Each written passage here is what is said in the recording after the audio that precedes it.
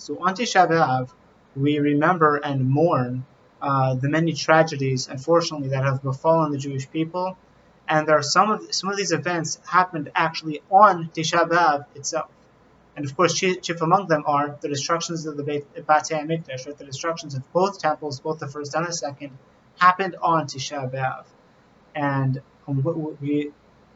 as part of the halachas of this day, is we actually do not learn Torah, because Torah gladdens the heart. It's specifically learning something V'iyun, where we learn a Gemara and we start to understand what are the difficulties of this Gemara and how do we resolve those difficulties. That is an intellectual process that brings us joy. So we're allowed to learn certain areas of halacha, but that's only with regards to the halachas of avelut, right, of laws of mourning. There are certain sections of the Gemara that you're allowed to learn which also talk about the destruction of Israel and the rampant slaughter of the Jewish people are horrific. And maybe some other specific areas of Torah, but it's very limited.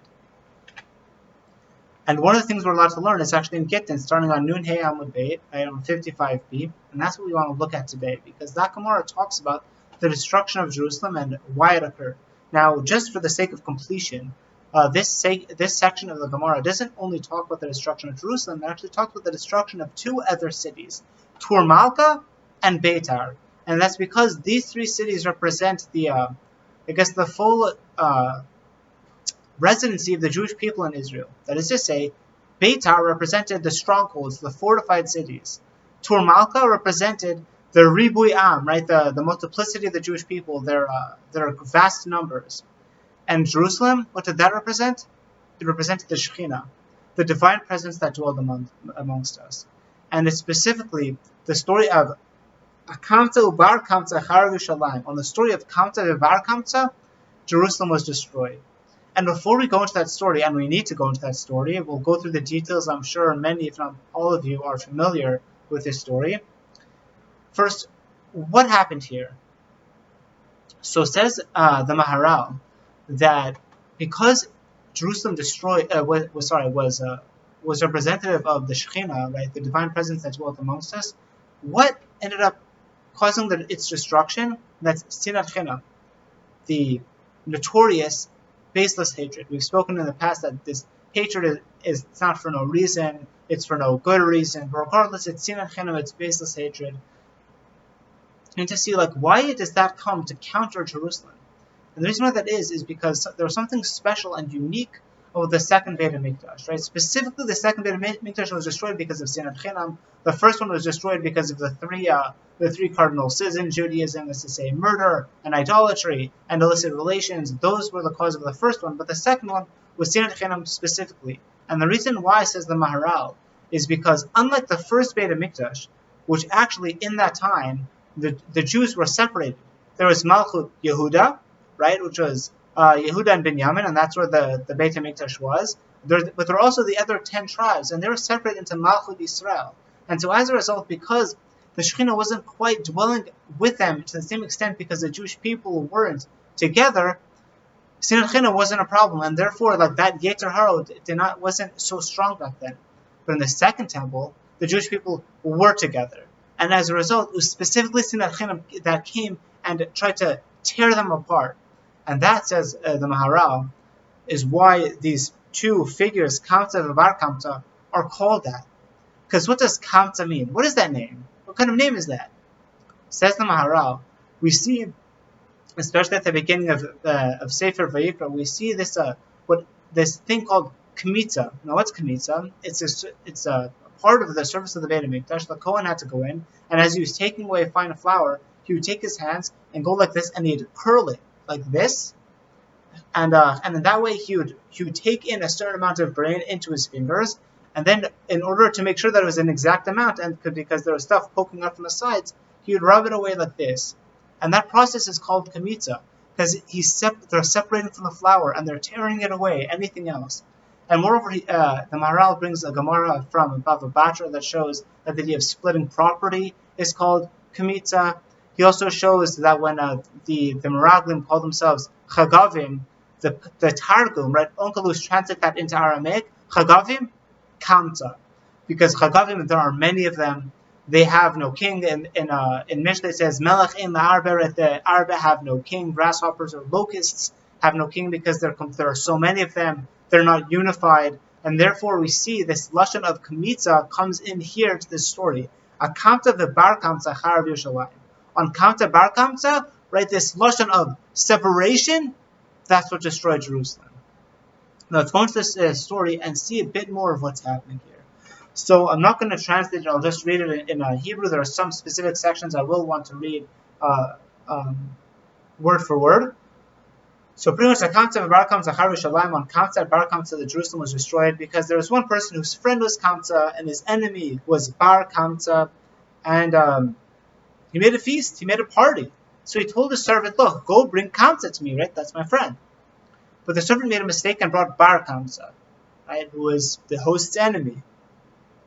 Now, the host came and he saw that Bar Kamta was sitting there, and he said like this, Amarle, Mikidi hahu gavra, bal devava dahu gavra, my bais hacha, kum puk.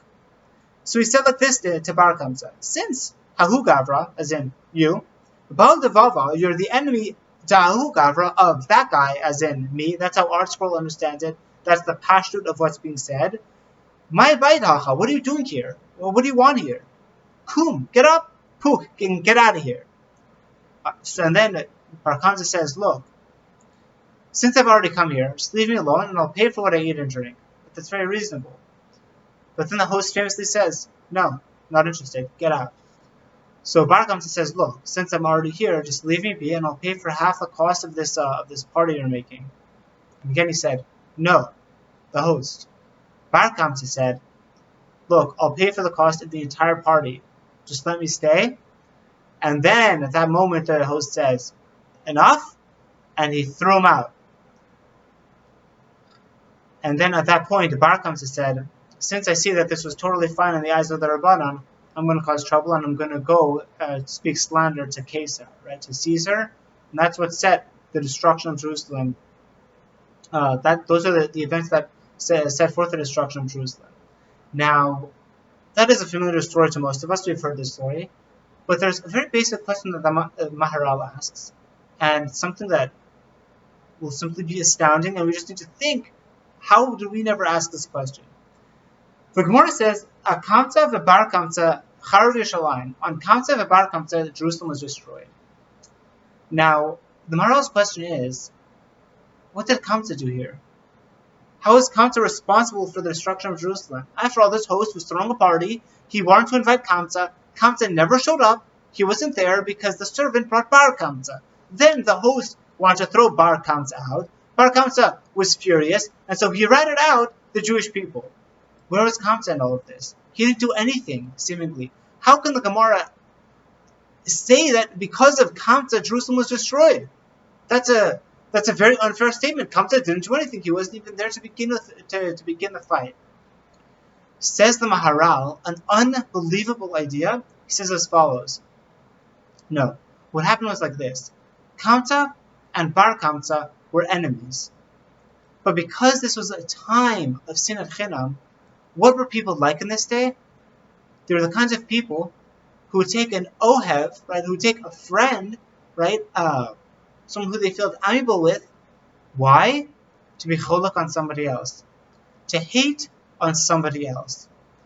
Kamta was the friend of this host. Why were they friends? To hate on Bar Kamta. And even though the Maharal doesn't say the following, after I saw this stunning Chiddush, I looked at the words of the Gemara, and look what the Gemara says. Amarle, the host said to Bar Kamta, Mikidi hahu gavra, this is a very awkward lashon. Hahu gavra, as in you, that's fairly straightforward. Bal devava dahu gavra is the enemy of that guy. Which guy? The simple way of reading it, the way our school understands it, is me. You're my enemy, because that's what the Gemara says. Bar Kamta was the host's enemy. But the way you might be able to read it is like this. Mikidi hahu gavra, so you, Bal devava dahu gavra, you're the enemy of that guy. Which guy? You're Kamta's enemy. Bar Kamta, you're at my party, but I know you're Kamta's enemy. I'm Kamta's friend. We're friends in order to hate on you. Get out. Because then, and this is just again, just going on with my own Chiddushei, the Maharal doesn't say this. It's very strange that Bar Kamta now tries to negotiate with the host. if he knows the host hates him, right? If they're really enemies, they're intractable enemies. Why would Bar Kamsa ever, first, why would he have showed up to the party, Bichlal? What is he doing there? This guy knows that he hates him. Why is he showing up to the party? And moreover, if now the guy came to invite him, and now the host is throwing him out, maybe at the end of the day, stop attracting attention to yourself and just leave quietly. What are you trying to do negotiating with the host?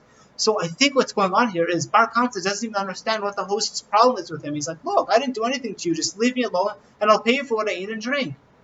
But then the host is like, no, this is super geschmack. I love it. Get out of here. And then the host's whole motivation is the fact that it's not because I have any animosity towards you. It's because my friend has animosity towards you. But the fact that we're friends is specifically because we want to hate on you. And I have this perfect opportunity to do so.